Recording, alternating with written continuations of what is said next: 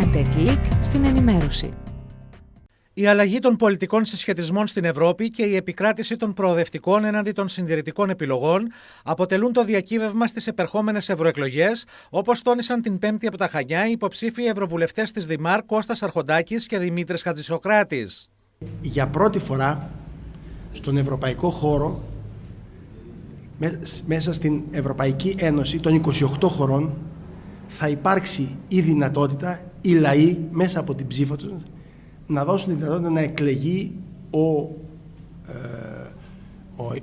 υπεύθυνος, ο πρόεδρος της Επιτροπής. Από τις υποδείξεις των αρχηγών των κρατών μελών, σήμερα θα έχουμε ένα Ευρωκοινοβούλιο το οποίο για πρώτη φορά θα αποφασίζει ποιος θα είναι αυτός που είναι, ας πούμε, ο πρωθυπουργός της Ευρώπης.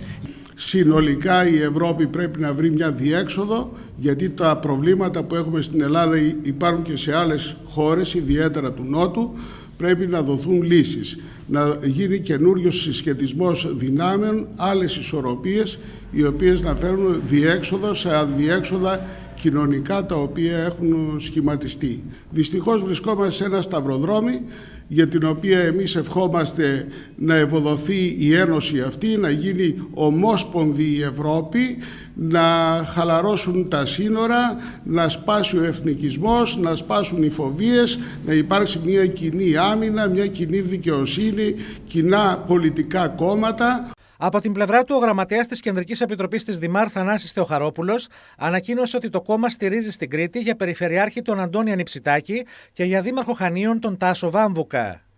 Στην περιφέρεια της Κρήτης στηρίζουμε, όπως γνωρίζετε καλά, τον Αντώνη τον Ανιψητάκη στη μάχη την οποία δίνουμε για μια περιφερειακή αυτοδιοίκηση η οποία είναι χειραφετημένη από κόμματα, η οποία λειτουργεί προς όφελος των πολιτών όλης της περιφέρειας, με στόχο μια περιφέρεια η οποία λειτουργεί με πόρους, λειτουργεί με αρμοδιότητες και λειτουργεί σε ένα άλλο πλαίσιο σύγχρονο ευρωπαϊκό. Στο Δήμο των Χανίων στηρίζουμε τον Τάσο τον Βάμβουκα, μια υποψηφιότητα στο πλαίσιο της προοδευτικής συμπαράταξης, η οποία θέλουμε να κάνουμε, που στηρίζουμε τους προοδευτικούς πολίτες και κινήσεις οι οποίες θα αλλάξουν την τοπική ανάπτυξη και θα δημιουργήσουν τη μεταρρύθμιση που ζητάμε σε τοπικό επίπεδο.